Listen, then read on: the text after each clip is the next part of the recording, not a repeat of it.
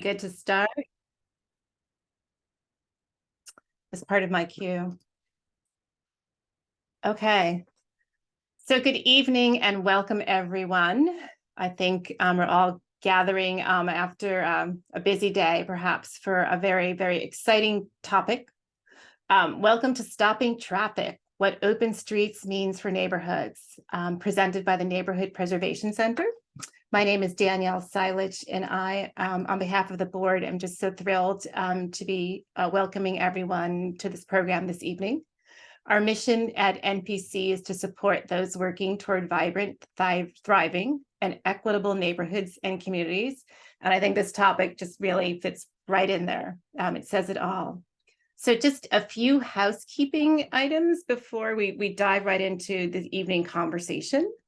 You may have seen that the webinar is being recorded, and we will post a link to the recording on our website and YouTube channel after the program wraps up. So in case you join late or you want to rewatch it, because it's sure to be very exciting, you'll have that opportunity. And of course, to forward to colleagues and friends who weren't able to join us this evening. We do welcome an opportunity for questions and answers. That is what makes neighborhoods thrive, these conversations. But we do have a pretty full panel. And so what we will ask is that you put your questions in the chat as the program proceeds, and we will note them down. And towards the end of the more sort of formal presentation, there'll be an opportunity for us to help post those questions. What we've done in the past is that for our programs, if we can't make it through all of our questions, our presenters usually have been so gracious to help us answer them, and we will collectively send back all of the responses to folks who've asked questions. So feel free to have your camera on, but we ask that you keep yourself muted during the panel presentation. Okay. I'm going to do a very brief introduction of our panel because they can talk a lot more about the incredible work they do and really sort of describe themselves. But we are so grateful to have with us from the New York City Department of Transportation, Emily Weidenhoff, who's Director of Public Space. From the Horticultural Society of New York, Georgia Faulkner, who's Senior Director of Partnerships and Programming in Public Space. On the 31st Avenue Open Space Collaborative, John Sirico, who's chair of the 31st Avenue Open Street Collaborative in Queens. And just wanted to give a shout out because it was reading John's article a few months back that inspired me to come back to our board and say, look, this is a program I think we should really pull together because it's a part of the essence of the city. Then we also are so pleased to have from Caldwell Enrichment Programs in the Bronx, Lonnie Hardy, who's director of that Open Streets program. So I want to thank those panelists for sharing with us this evening. And then our incredible moderator, Jackson Chabot, who's director of advocacy and organizing at Open Plans, an agency whose mission is to promote civic engagement for livable streets, empowering residents to shape their communities. So Jackson, I hand this discussion off to you. Thank you. Amazing. Thank you, Danielle, and welcome everyone this evening to this great conversation. I'm going to pass it to the panelists first to introduce themselves, and then we're going to kick it off with a brief introduction from Emily in the Department of Transportation around the origin of the Open Streets program. So Emily, I'm going to have you go last, and we're going to work in that direction. But Lonnie, I'm wondering if I could pass it to you first for an introduction. I'll just pass on that for a few minutes, if you don't mind. Absolutely. John, can we pass it over to you? Yeah, sure. Thanks so much, everyone, for being here, and Danielle for the Neighborhood Preservation Center for really putting this all together. It's great. As you mentioned, I'm a writer and journalist who focuses on open space and how cities are changing. And outside of that, I have gotten involved with the Open Street in Astoria, Queens, where I lived. Been living in Astoria for over a decade. We started the Open Street here in right at the kind of first wave of the pandemic. It's now in its fourth season, and we're now a registered nonprofit. So I'm now the chairperson of the volunteer group who makes it happen on 31st Ave every weekend, 12 to 8. And I know a lot of these faces here because I'm on emails with them every week. So really happy to be here, really happy to chat. Amazing. Thank you, John. Lonnie, we'll come back over to you here. Go ahead. Hi, everyone. Oh, there you go. I'm here. So my name is Lonnie Hardy. I started a Play Street. It'll be 10 years this year coming. We started as a Play Street with very little funding, and now we're an open street with additional funding, thereby providing more programming to the children in the community. The Hort has been phenomenal. Just bringing the plants to the community has kind of revived its vibrancy in a sense. People walk by and they see the plants and they like them. They don't take them, which is great. It's also, it's true. They don't take the plants. We've actually started planting additional plants in the community. We have daffodils that are coming to us so that we'll have a beautiful spring coming. We're having the puppet shows and even adults have never been to the shows or even the circus. So it's added what I'd say value to the community, and things that we would normally take for granted is where I'm going with this. And as a result, we've also expanded to donating food and donating. I just spoke to someone about donating a couple of 100 turkeys, in addition to even providing coats this year. So it's ever evolving into what the community's needs are at the moment. Amazing. Thank you, Lonnie. That's a great introduction as well. Georgia, I'm going to pass it over to you now. Hi, so I'm Georgia Faulkner. I am Senior Director of Programming Partnerships and Public Space at the Hort. And our Executive Director, Sarah Holwell, and our COO, Liza Ehrlich, are also on this call. Hello to you both. And I'm really excited to be here today because I love talking about public space and open streets. So this really speaks to my heart. And I'm really grateful to be on this panel and chatting with you all. Amazing. Thank you, Georgia. And Emily, we'll pass it over to you for both an introduction for yourself as well as to the origin of the Open Streets program. Thanks, Jackson. Hi, everyone. I'm so happy to join you all this evening. My name is Emily Weidenhoff, and I'm the Director of Public Space here at the New York City Department of Transportation, where I get to work with an amazing team tasked with reimagining our streets as public spaces. And it's a whole host of different programs that we have been running over many years, ranging from light touch programs and quick build designs all the way through to permanent street redesigns. And we don't just think about designing the streets, but we also think very deeply about how to activate them, how to keep them thriving, and how to ensure that all neighborhoods across New York City have really high quality, highly maintained, active, engaging, relevant public spaces, which is a huge part of where both our partners, but also the Horticulture Society of New York comes into play. They really are our boots on the ground that make that a reality and do an amazing job every day.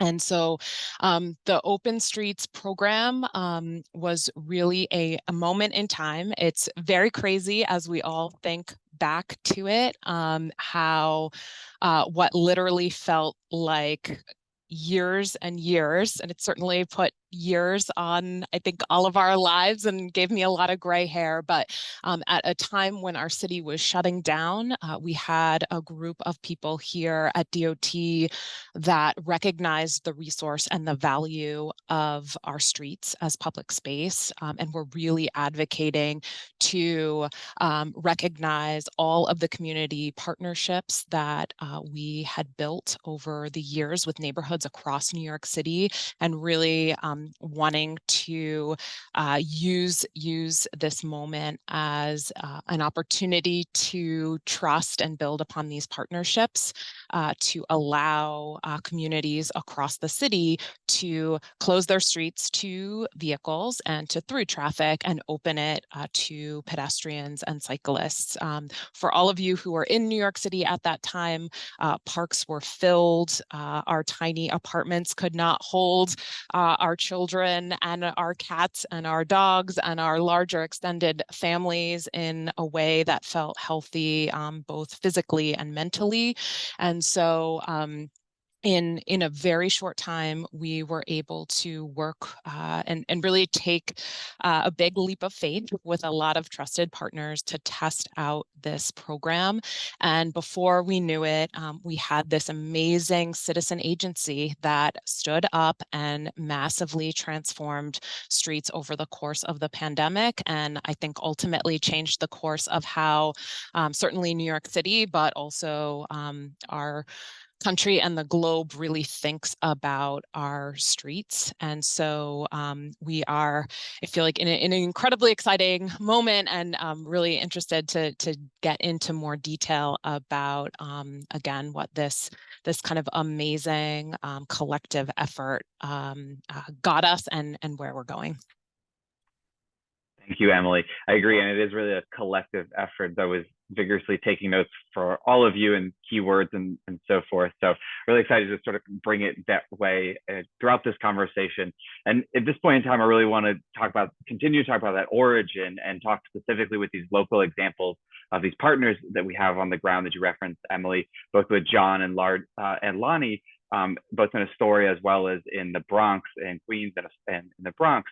So John, I wonder if you could pass it over to you and tell us a little bit about how the Astoria Open Street, how the 31st Avenue Open Street started from your perspective. I know it was a little bit longer than it is now, and so there's been some evolution there, but give our listeners here, our viewers, a sense of what that was like in those initial moments that Emily was highlighting, where it was a really dark time and we were closing off, we were opening up in different ways, and really everyone was adapting in real time.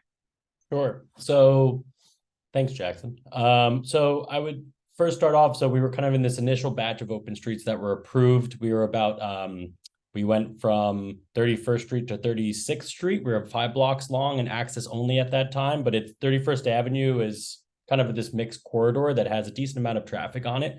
So that kind of limited access setup was there for the first year. There was a dedicated group of volunteers, many of whom are still lead organizers, board members of the group, who were out there putting barricades out 8 a.m. to 8 p.m. every single day. Sometimes facing down traffic, right? Just to kind of give some sort of space, safe space corridor to pedestrians and cyclists during this time.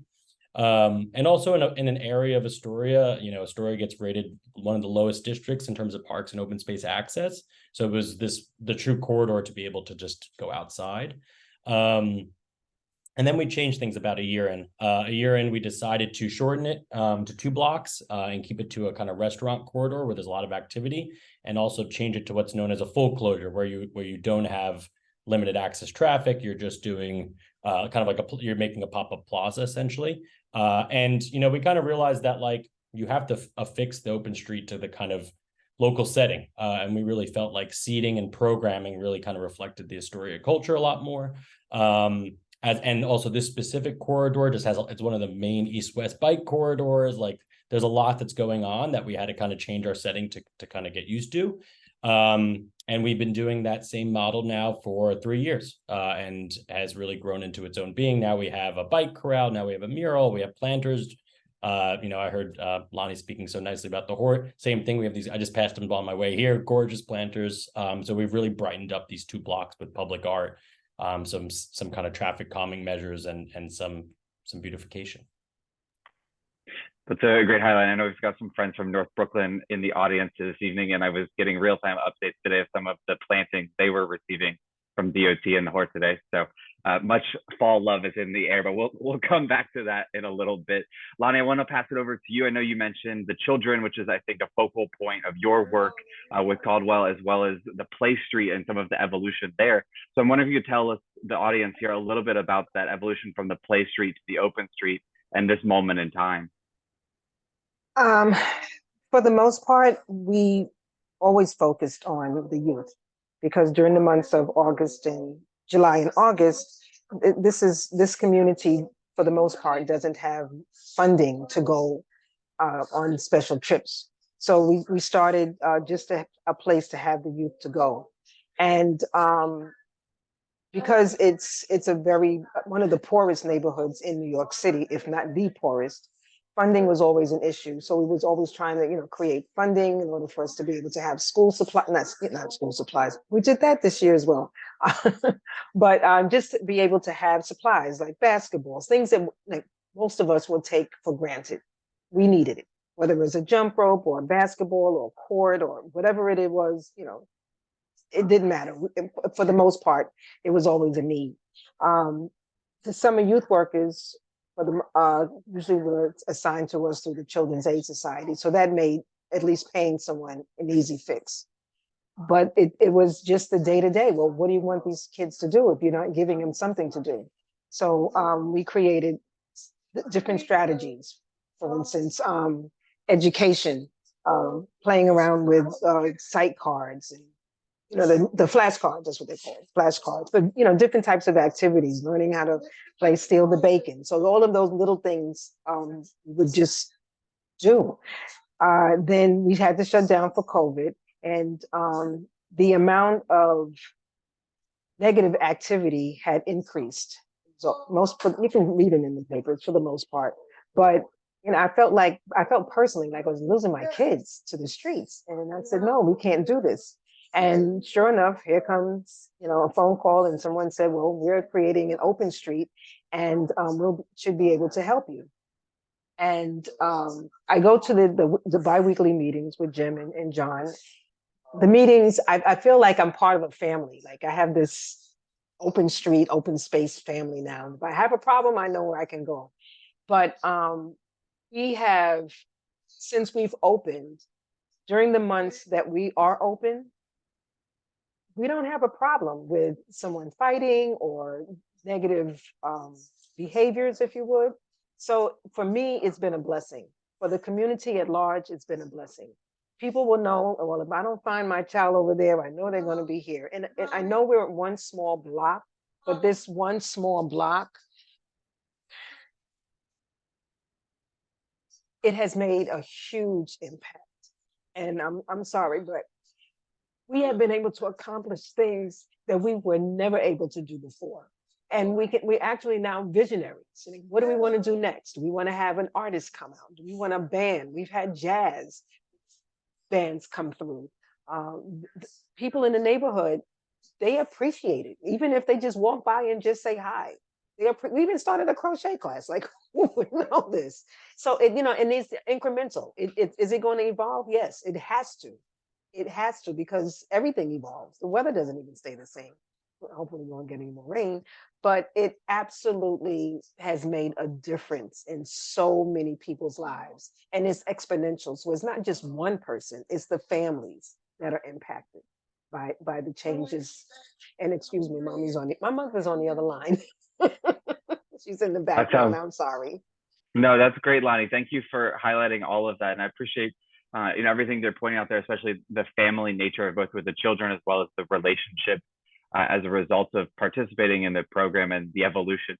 For context, Lonnie and I were talking about the weather today on the phone earlier, and we were talking about how we would like it to be a little bit warmer in New York. So if anybody can do a little evolution there for us, that would be helpful.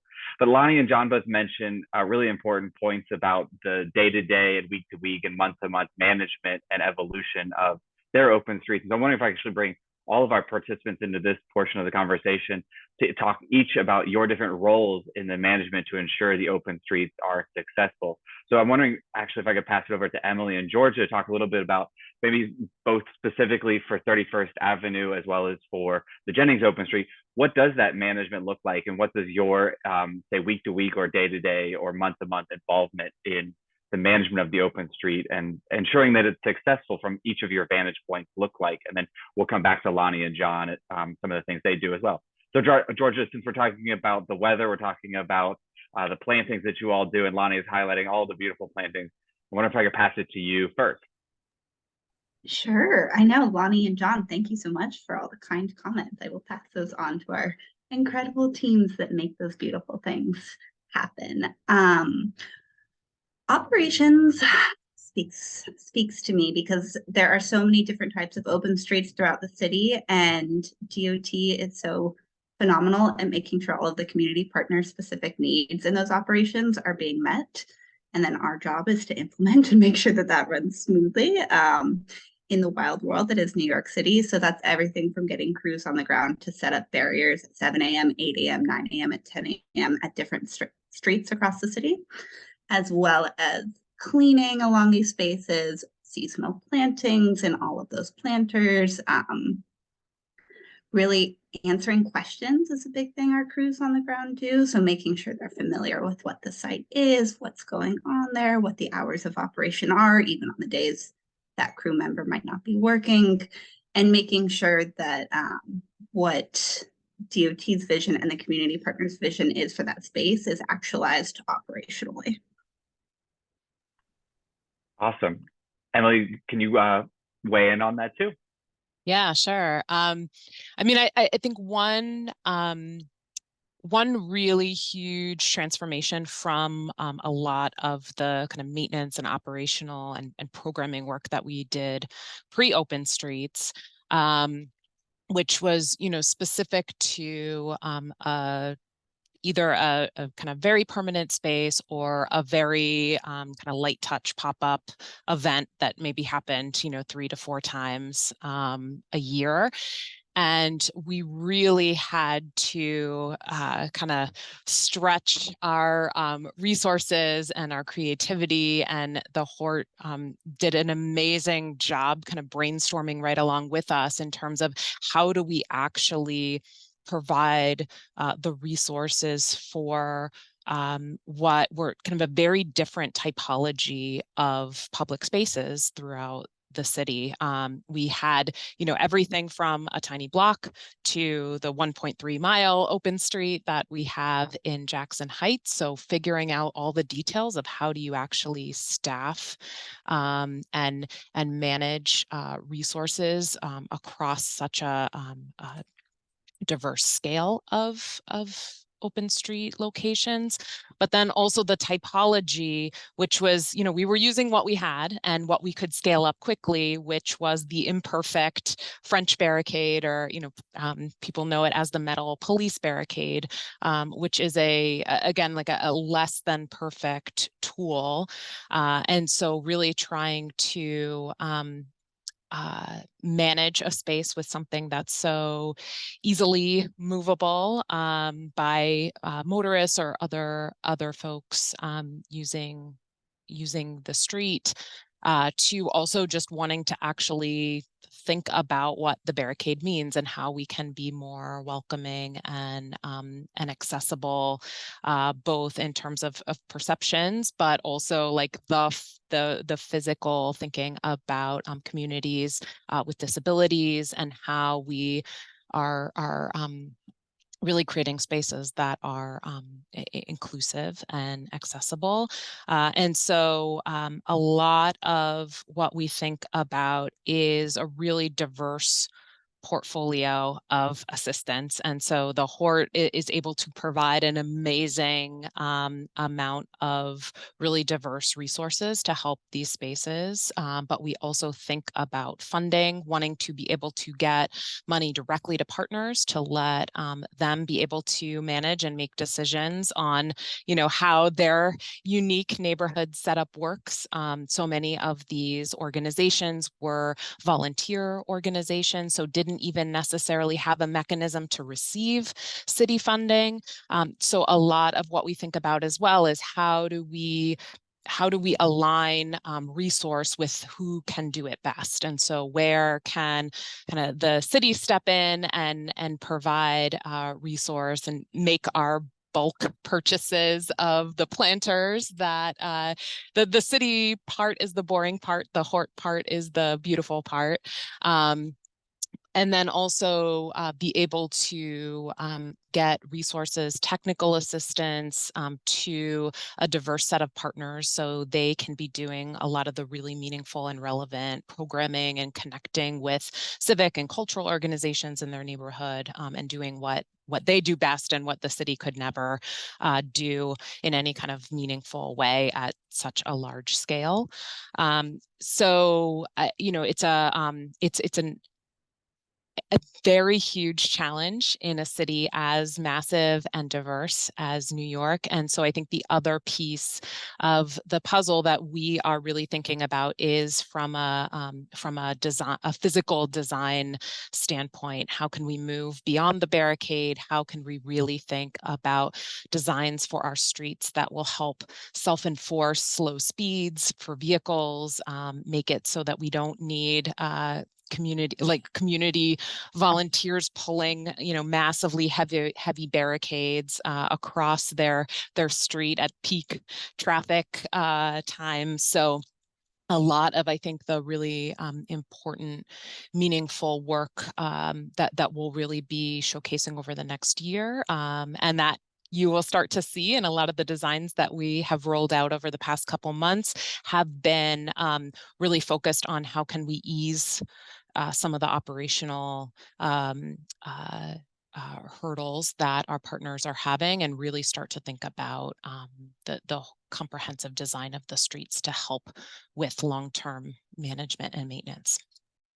Yeah, that's great. I mean, I would say it's not even just over the next year. We are already seeing, I feel like, some of those seeds you all have planted blooming now. Literally, North Brooklyn, like we mentioned earlier, Berry Street is actively going in. We've seen great examples on 34th Avenue, which you referenced earlier, among others across the city. So I think there are many of these wonderful projects already going into the ground that you all are implementing. So big kudos to you all for that. At this moment, I want to quickly go back to John and Lonnie to wrap out this section and talk maybe kind of in a quick lightning round perspective of maybe what is one challenge you're facing at the moment, and what is like one joy you are realizing at this moment of fall, of transition of seasons, perhaps burnout from the summer season, anticipating a slower fall season. We are in a very liminal transitional moment, so kind of acknowledging where we've been and where we're going. For you all on the ground, what is it one challenge and what is one joy that you are facing or experiencing? John or Lonnie, I'll pass it to you since you're off mic first. Yes. Challenge is always going to be volunteering and consistent volunteering. So it's evolutionary, especially when you're working with young people, because not everybody can. We do have some seniors that come out, but the aches and pains, they don't come out as often as I would like them to. So volunteering is consistent. If we had more like youth out, like for instance, the work, learn, and grow, but that happens during the winter. This area doesn't do much during the winter months outside, and a lot of it has to do with poor heating at home.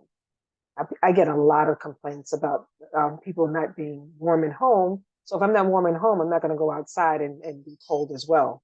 So, and then it's also a lack of knowing what to do when it snows, how to play in the snow.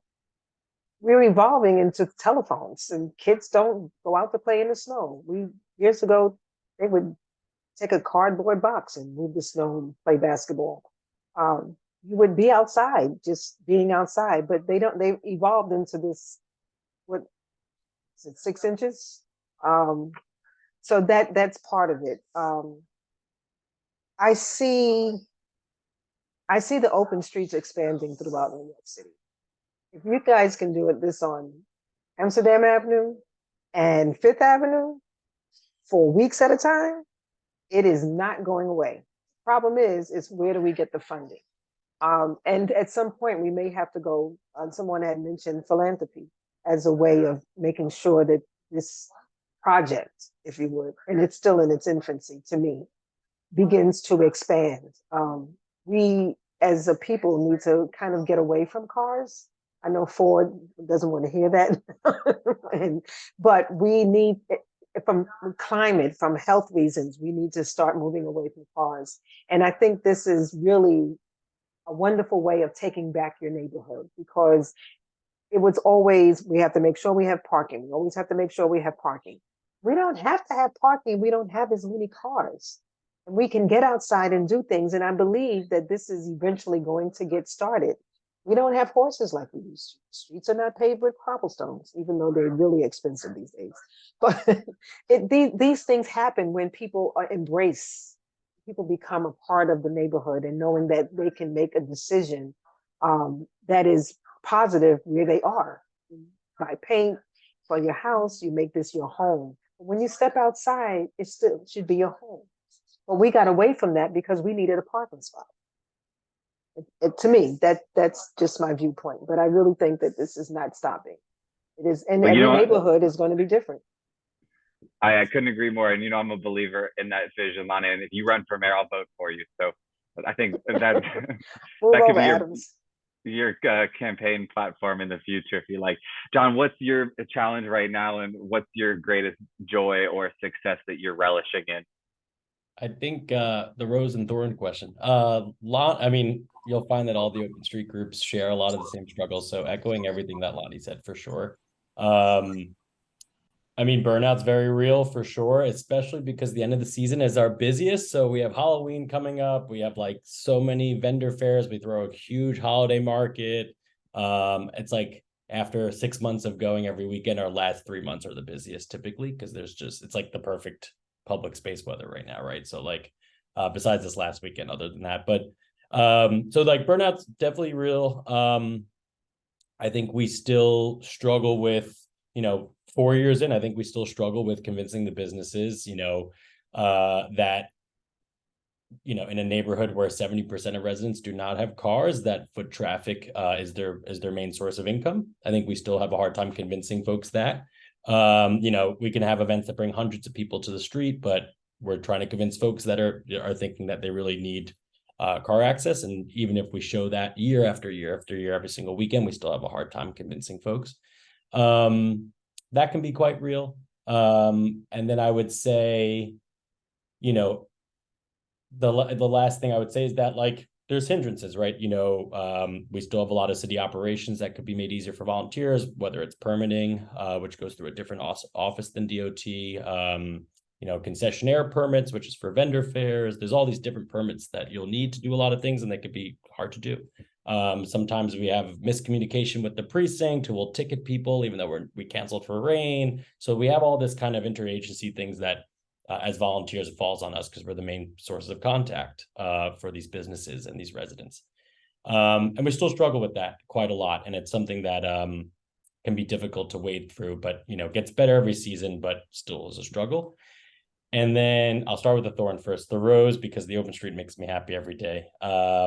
I mean, the biggest rose I always think about is the fact that every day now I text, so many neighbors who I didn't know 4 years ago, which is remarkable. Like I quite literally talk to other board members and lead organizers and volunteers more than I talk to my own partner. And she always jokes about that. So like, there's all these people now I just know in my neighborhood, which is just remarkable. Like I've been living in Astoria for over a decade, did not know these people, and they were always living alongside me. And now we're like out there putting on vendor fairs, coordinating programming, doing all these things.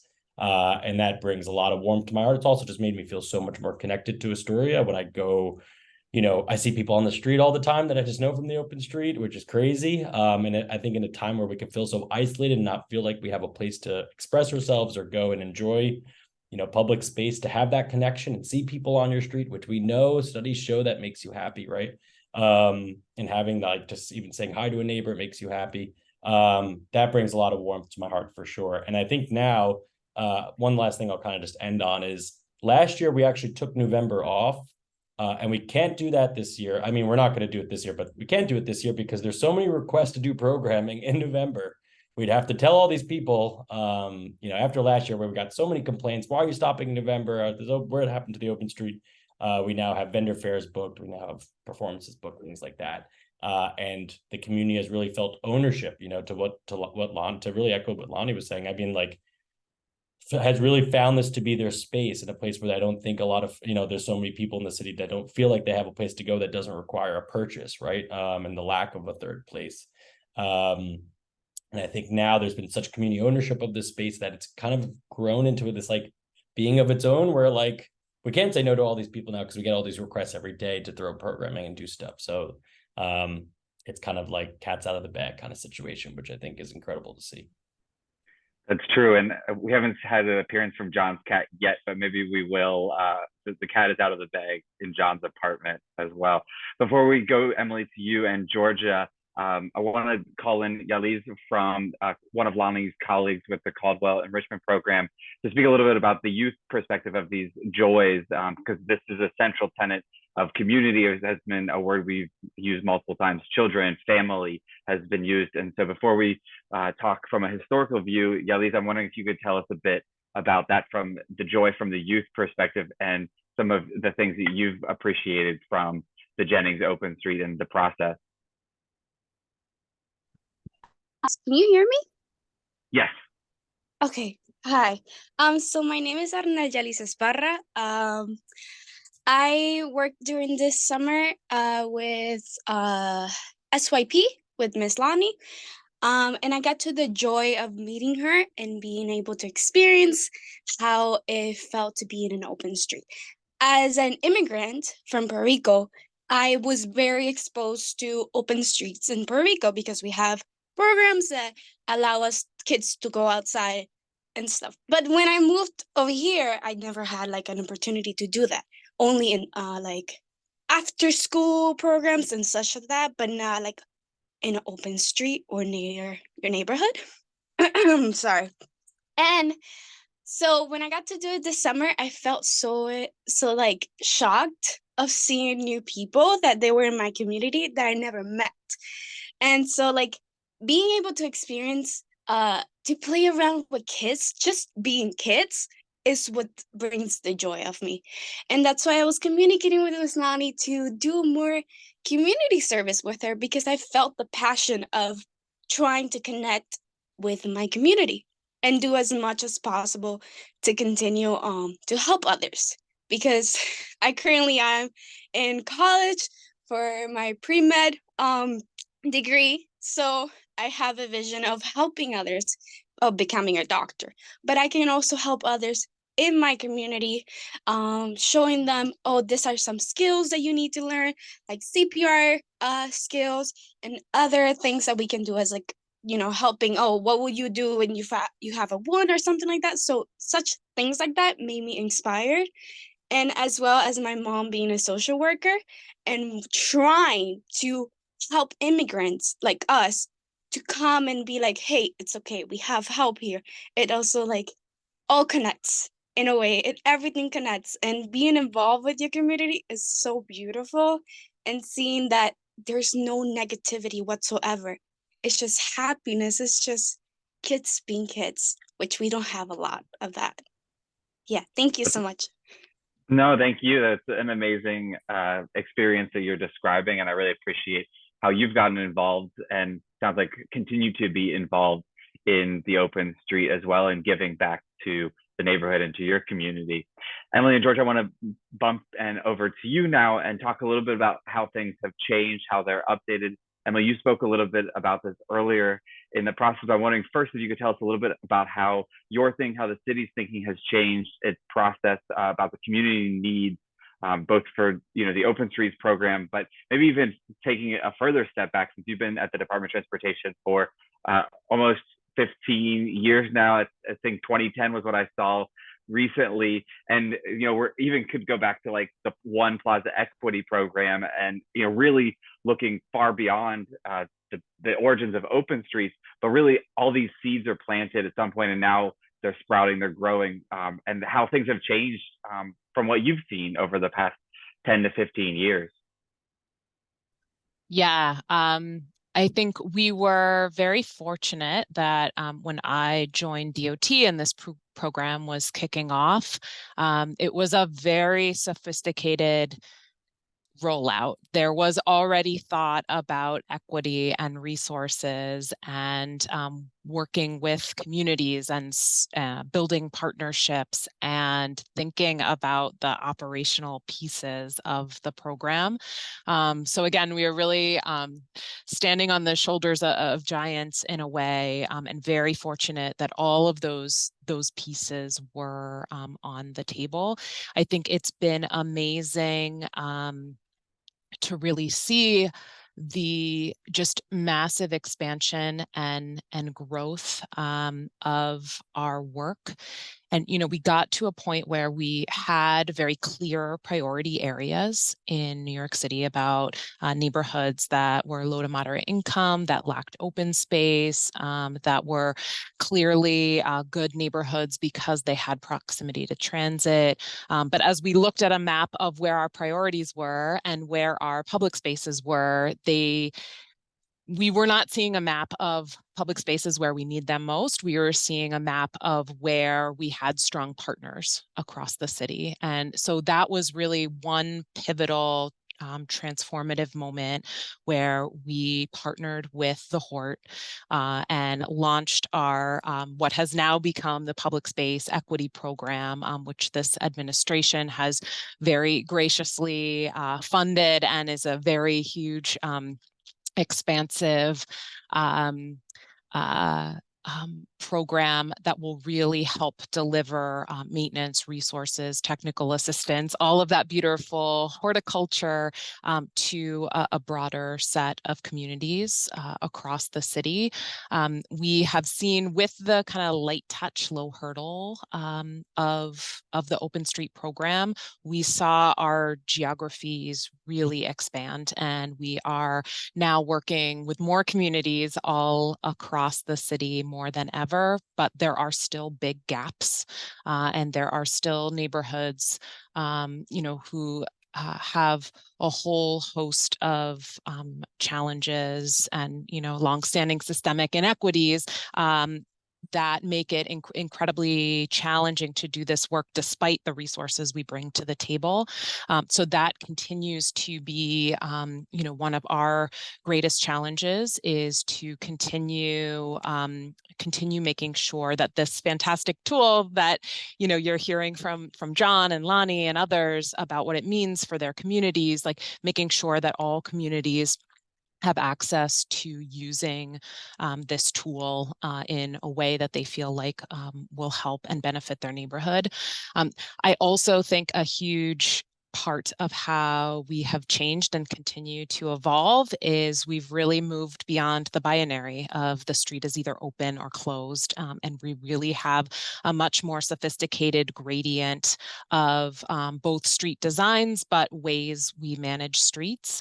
And I think that's a huge contributor to our growth and to the success that we've seen. So the fact that a neighborhood residential street can still have parking, can still have access, can still have pickup and drop off for deliveries or for a person with disabilities or, elderly or new baby, that they still have that access.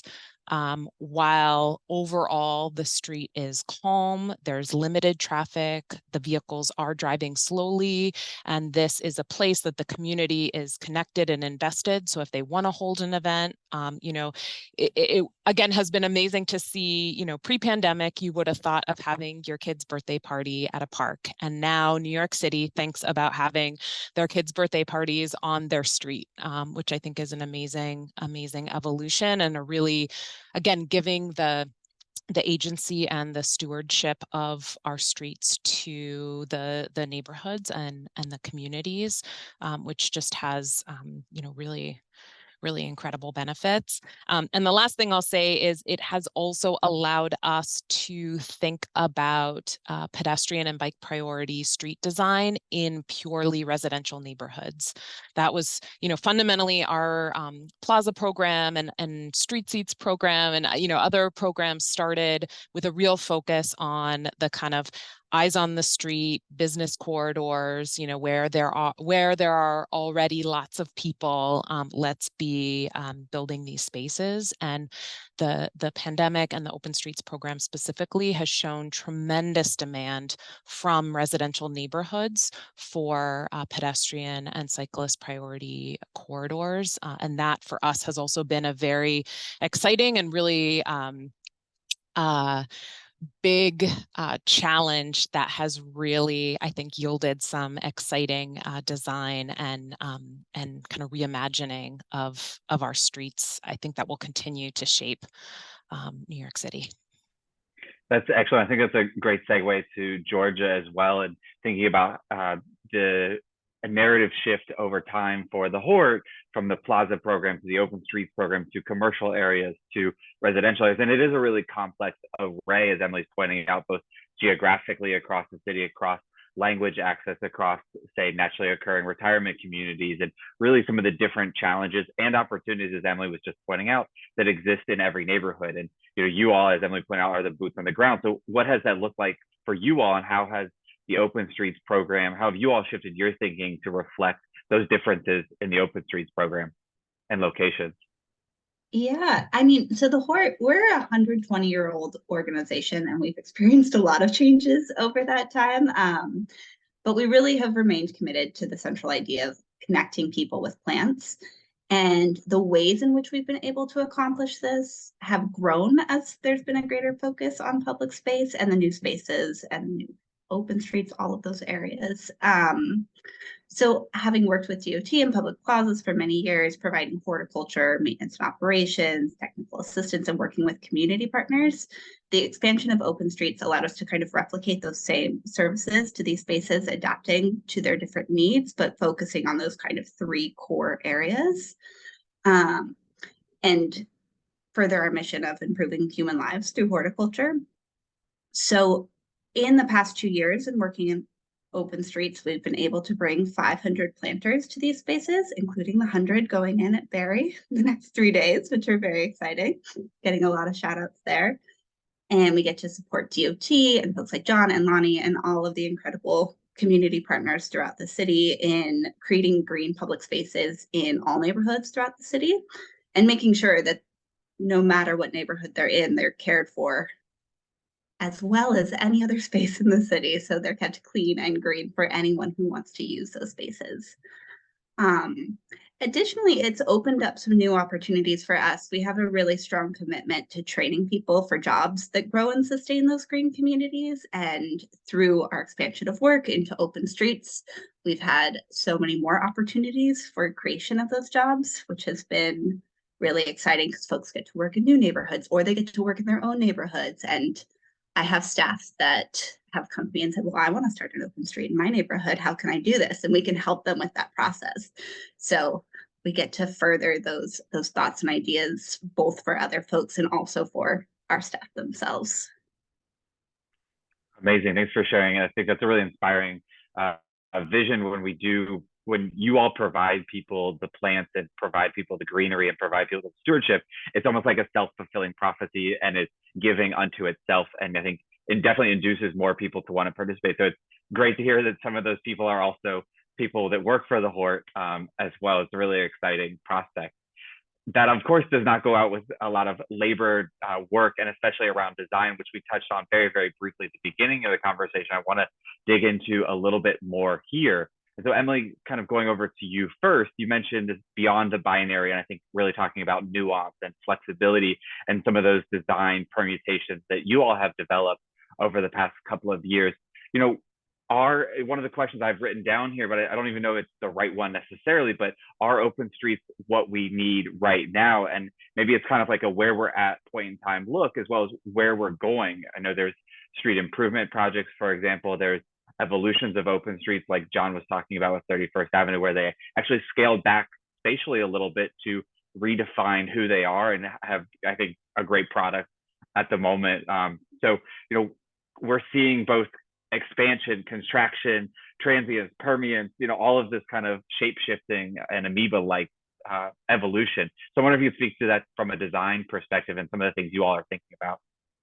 Sure, absolutely. I think fundamentally the Open Street program is a kind of point of entry to a conversation with communities about what they want their streets to be. It's not a specific design. It's not a specific, it is a program and a set of tools that really start a conversation and allow the community to start to shape and build consensus that can get us to various street designs. So from there, we really then think about kind of both the hardware hardware and the software of our streets. And we have, as you mentioned, our tactical light touch paint and gravel, which can do so much to massively transform a street. But it also is just paint and gravel, and comes with its own maintenance challenges and inability to really achieve some of the benefits of again, the more sophisticated street designs like shared streets, for example, where you're kind of eliminating the curb completely. And then we have our capital reconstruction, where the city takes a very long time and spends a lot of money to fully redesign the streets. And New York City and construction is incredibly complicated, and the spaghetti that's under our streets is always phenomenal. And every time we dig up our streets, we find something completely unexpected. So it's obviously incredibly challenging. And so I think, again, in the kind of spirit of the gradient, one thing as we think about the kind of processes for shaping our hardware, I think we are asking a lot of questions right now about, again, is there another kind of layer or another another moment between the kind of light touch paint and gravel and the full street reconstruction that can kind of really hit a frequency of not causing a neighborhood to have to endure a very long multi-year construction period, but that can also yield much stronger benefits than what sometimes we're able to achieve in our quick light touch program. And I think, we think of New York City as, incredibly urban, but I personally think there's so much for New York City to be learning from other smaller, more suburban cities, both across the country and the United States, as well as obviously in other countries as well. And I was fortunate to spend a lot of time at the end of this summer in Portland, Oregon, which I think is an amazing city to go to and think about the future of open streets. It is a city that has, puts a tremendous amount of thought in the planning and attention to residential streets, and where they are prioritizing pedestrians and cyclists, and kind of how you do that in a way that is long lasting, that considers maintenance, that can't just go away. So you start to see that manifest in like small neighborhood traffic circles that are built out of concrete, that have an amazing tree and planting, and maybe they're even, green infrastructure. Toronto also and Montreal do this really, really well. So it is a small but permanent change that actually has a massive shift in the culture of how people use the streets. So we're very much thinking about that in some of our hug designs that we have been installing across the city. And we're also, very interested to keep thinking about the gateway, and again, what that entry point means, and how we might be able to learn from cities, again, like Montreal, Hong Kong, London, even San Francisco, where they have, more permanent infrastructure to open and close the street that is really more amenable to managing the time of day closure. And then as people may know, there's a lot of thinking about the curb. And so in addition to all the hardware, really thinking about the software and how we manage and how we program our curb space, and how transformative just changing the size and scale of an emergency response vehicle or a trash vehicle, having that kind of scaled down really allows us to rethink and totally reimagine than the street design itself. So in many cases, the software can just be as important. The containerized trash to help mitigate rats, with which Georgia can talk about for hours and hours. A huge public space challenge in New York City. So, really thinking about continuing to advance the design and the performative thinking, both of the hardware and the software. That's great. I really appreciate sort of the complementary nature of that. Also highlight that if we visited all of the cities and the places you just mentioned, we'd have an amazing itinerary for the next 6 to 8 months of both public spaces, but also great cities and probably food as well to go visit. So I think everybody should add those to their 2024 list to visit. And I couldn't agree more about the traffic circles you mentioned, Emily. I think that's, amazing example of what's possible and what's out there. And you mentioned several other cities that have done different things as well, and the possibility for us to all learn from those different places. So I think it's a great sort of reflection point of where we're at as a city and what other cities are doing and what we can each learn from each other. Georgia, I'm curious if there's anything that stood out from what Emily was just saying that made you be like, I really agree with that. And thinking through how some of the designs, the planters you mentioned, for example, have shifted the Hort's work, but also thinking through like what that has meant for the Hort, both from potentially plazas, but as well from the open streets now, and maybe how open streets get to plazas, as Emily's talking about. I think what's so fascinating to me listening to Emily speak is how quickly this has all happened. And being a part of open streets from 2 years ago to now, the conversation has evolved in so many really exciting ways. A year ago, 2 years ago, we didn't have planters, and now we have them on almost every open street. And I think that being able to be a part of that process has been something that I always tell folks, like, how rare it is and what a privilege it is to have your mark on a space like New York, because the city is really set and built, and we have crews out there that are installing these planters and changing the entire landscape of what the city looks like.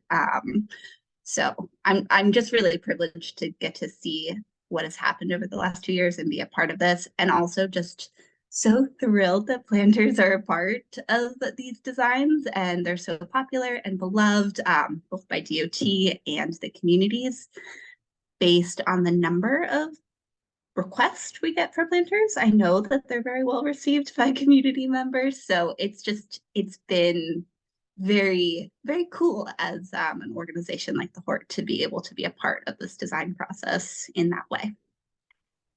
That's great, and I would highlight that that probably wouldn't be possible without the investment that Emily was highlighting from this administration and from previous administrations as well, and then as well from your involvement in that partnership that I think has been a through line for our conversation this evening. So it really is this ecosystem of everybody's participation in community members asking for it, DOT providing the planters, the resources that way, the Hort, you all coming and planting and sort of and maintaining and switching out over the course of seasons and continuing this, I think, again, a really virtuous cycle for that.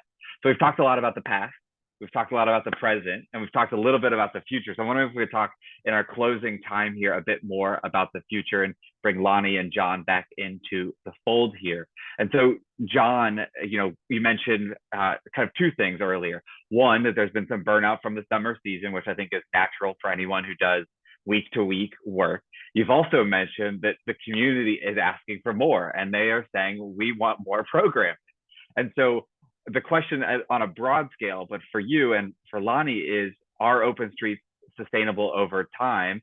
And then as you all think about this, for me, you all have added a lot to 31st Avenue. You mentioned the planter earlier, you mentioned the bike corral.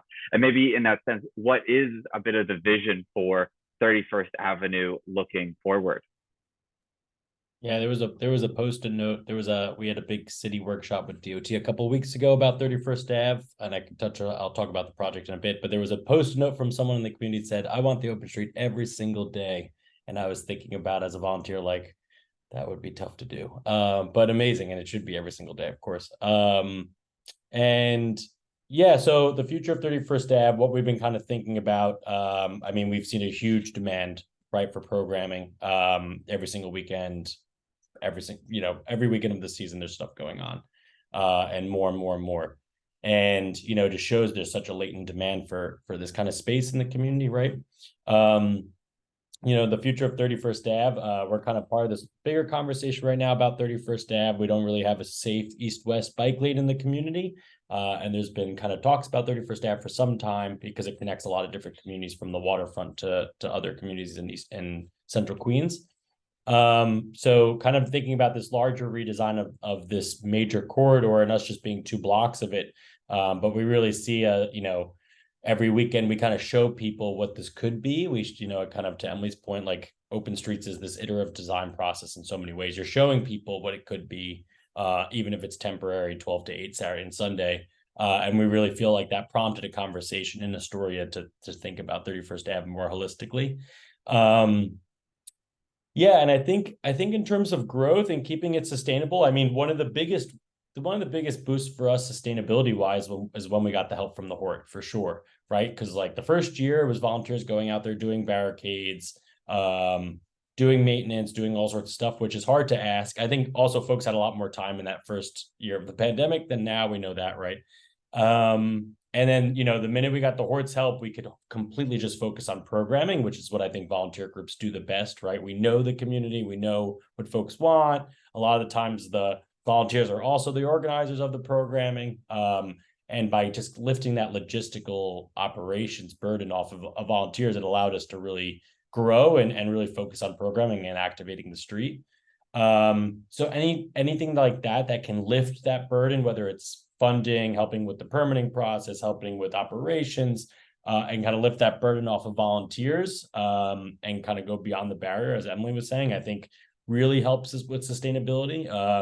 Because it allows neighbors to do what neighbors do best, which is be in the community, shaping the space as they want it to be shaped, and also like minimizing conflict that could exist with angry motorists, with people that might not like it, things like that. So any sort of barrier that can be lifted in that way, I think helps the program stay sustainable, helps us, be ready to go out there every single weekend. But we're excited to kind of step into this next phase of redesigning 31st Ave and kind of talking about it. It's amazing to see how much the elected officials have really embraced the open street. They love using it for canvassing. They love using it for participatory budgeting and all sorts of different ways that their office can reach out to people. It's basically like a built-in, they always have trouble canvassing. It's like, hey, you want to see a bunch of your neighbors in one place every single weekend. So the elected officials are really flocked to it, which is amazing. I think it's incredible to see the support from our elected officials. And that's really helped also show them what's possible, right? It's also showing the elected officials like, hey, this exists. And it's funny now because now we can be like 34th Ave exists and it's like a couple of neighborhoods away, like this incredible open space. And now we have elected officials being like, well, I want a 34th Ave here. How do we get that? So start like having that. And I think to George's point, just like how quickly that's grown. Like we can now say that like, hey, 10 minutes from here, there's 20 blocks, 1.4 miles of an incredibly traffic calmed corridor. And you could show that to people. I think is that power of visual, I think is incredible. And it really, again, helps the program stay sustainable. That's amazing. And just for viewers, John and I hosted a video conversation with Bronx Borough President Donovan Richards on the open street last year. Fingers crossed, Lonnie and I will be hosting a video interview with Bronx Borough President Vanessa Gibson on Friday on the open street. And it really speaks to that involvement that John's pointing about. How do we get these elected officials out there? How do we get them to see that this is valuable for their neighborhoods? And how do we get them hopefully to allocate more funding as well? As Emily pointed out, the Adams administration commitment to the Open Streets program and funding the public space management of it. And Lonnie, for you, I'm wondering what's your future vision? And Yaliz as well, calling you in to answer this question. What do you all want from Jennings Open Street if we were to come back to you in a couple of years and say, this is what it's become?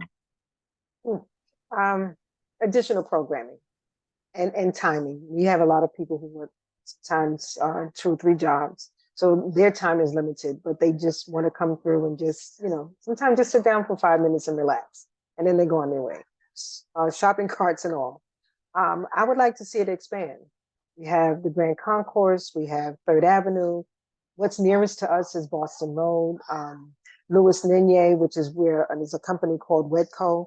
I plan to have conversations with the community affairs to begin with, to try to expand it. We did open one near Fordham Road.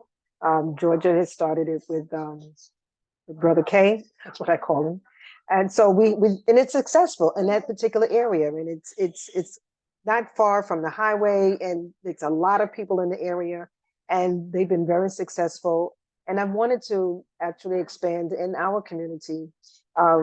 Morris High School is in the area. The kids don't even have access to the playground that's there. It's been overtaken by huts. But to see something of that nature happen, I think that would be great. I'm writing a letter to see if I can get some support from Senator Sepulveda's office to shut down the Sheridan for a bike to block and hopefully next year we'll be able to do that. So my vision, I'm actually looking at the Milky Way. So whatever comes my way is coming. I do have a huge vision for this particular area and the areas that surround it, because we're in this one little block and we feel safe, but we need to come out of that. And in order to do that, we need to go to Louis Ninier. We need to go to Boston Road. There's restaurants there. There are churches there that can help to develop. The 21 bus may not be so happy with it, but I think, even if it's not every day, even if it's just once a week, just to shut it down and just bring some calmness to the area. I think it would benefit a lot of people. So well, I love that vision. I love that vision. Yeah, Lisa, I'm wondering if your vision aligns with Lonnie's. Otherwise, we might have a battle out on Jennings Open Street this week. Yes. I do have a similar vision as Ms. Lonnie, as even as crossing as a teenager phase and becoming an adult now. I just want to have more exposure for kids. Like I said earlier, just to be kids, just to have fun. We're too involved in technology nowadays that we are forgetting how to do the normal things. And so it's just expanding the voice around the community and also expanding the open street. I think that's the most important thing, because it brings safety most of all. And also it brings love to each other and communication, and you just, get to know everyone around you. So yes, I do have a similar vision on Ms. Lonnie, and I think we are going to make it with the faith in front of us. Yes. I love it. And I always describe open streets as being great for safe and for joyful public space. And I appreciate, Yalis, how you're highlighting that. And I think it's a really fundamental aspect of the need for, as well as the success of open streets. As we close out here, Emily and George, I'm wondering what your vision for open streets is as we look to the future, whether it's the Milky Way or maybe a Crystal 8 Ball.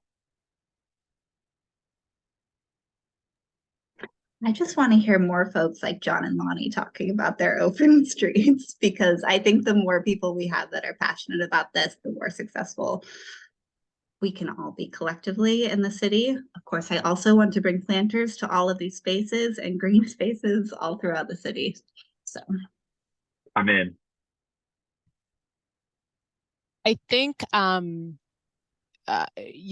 future goal is keeping this engagement and conversation and way of working across many different groups, keeping that model, because I think ultimately that makes us resilient as communities, as a city, and being able to continue to innovate and recognize the value in all the different stakeholder groups, and also the value in our streets. I'm very biased and feel that our streets are one of our most valuable assets in our city, and I think as we look to the future, we do have the benefit of youth who both see the power and the struggles connecting virtually, but also, what it means to be out in real space, and that our streets shouldn't just be for one thing.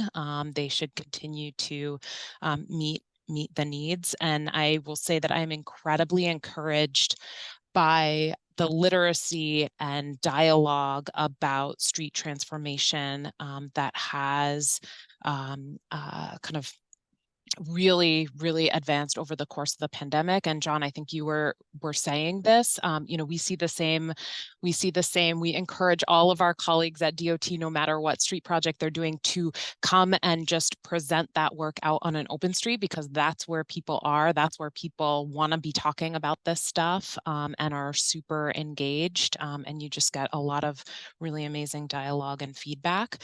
And I would just also say, I think our challenge continues to be, how do we measure success and continue to advocate for kind of the co-benefits of this work, and really continue to push for quality over quantity. The nature of this way of working and this program is one that can expand and contract. And so I think recognizing that that is one important value of this program, and not having the quantity, not having us lose sight over the quantity, but really looking at what is the long-term transformative value of this kind of program, and beginning to have a really robust way of measuring and talking about and communicating what is a more kind of nuanced and complicated set of benefits, but is ultimately, I think,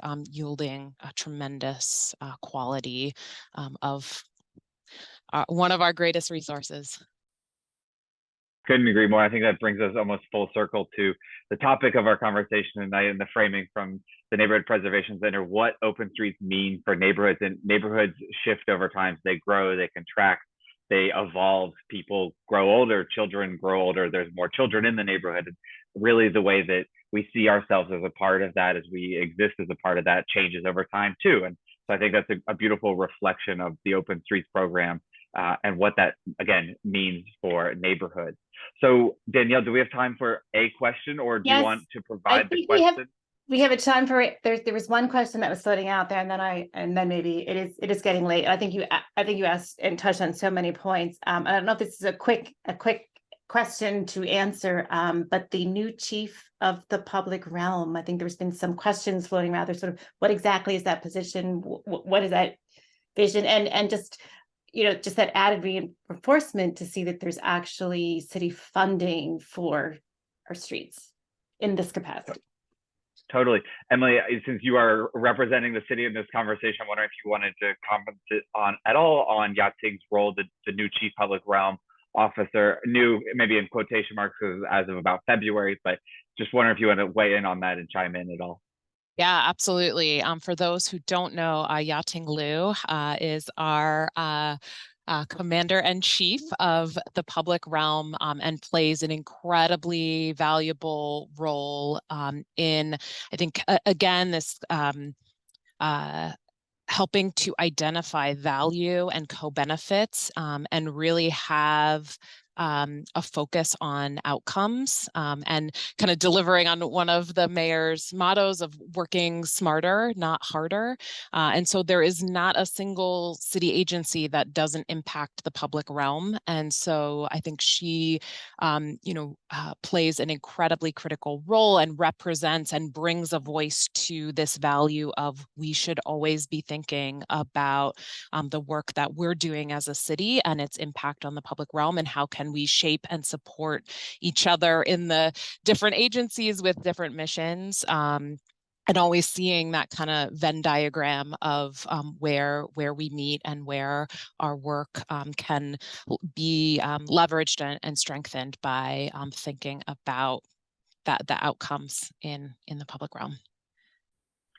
That's amazing. I think that's almost like a good pin in the conversation there. Danielle, I'm gonna pass it over to you. Thank you. So I want to thank all of our panelists. I think as I was taking notes, and even as I started thinking, I'm sort of inspired by John's article. You think of the DOT as you grow up in the Bronx, and you think of, speeding tickets and traffic lights. And when you think of streets as far as an approach to building a city, you think of, Paris and the Champs-Élysées, and you're ending up with a vision of the Arc de Triomphe, and so the street was this corridor that got you to this one place to this other destination. And I think what you all are doing is, our Eiffel Tower is Jennings Street, and it's, 31st Avenue, open street in Queens. We're changing the dynamic about the way we think about our cities. And whereas this sense of needing to move has really changed. And I don't think it's just climate change. I think it really has been this organic growth of what our streets mean to us. And again, I think I'm very impressed that our landlord is the city, and to all of you for helping foster and take care of our streets, and to Emily, and to the Hort for being there literally on the street, making sure that we think through that design process, and then for that livability. And I'm just so inspired, because again, it's the Eiffel Tower are the kids that are out there. You are stopping and you are helping, and the individuals who are coming home and need 5 minutes to sit on a chair and look at a checkerboard or listen to music or just to talk to someone. And to make those connections, because without those connections, where are we as a society? So I think this has been such an inspiring program. I want to thank all of you in Jackson for being such an inspiring moderator for this conversation. It's been a great program. And again, for our audience, we are so glad that you were able to join us. If you have any further follow-up questions, shoot us an email, and we look forward to having further conversations about the incredible people and places that make our city great. Our city is great. So thank you all. Have a great evening.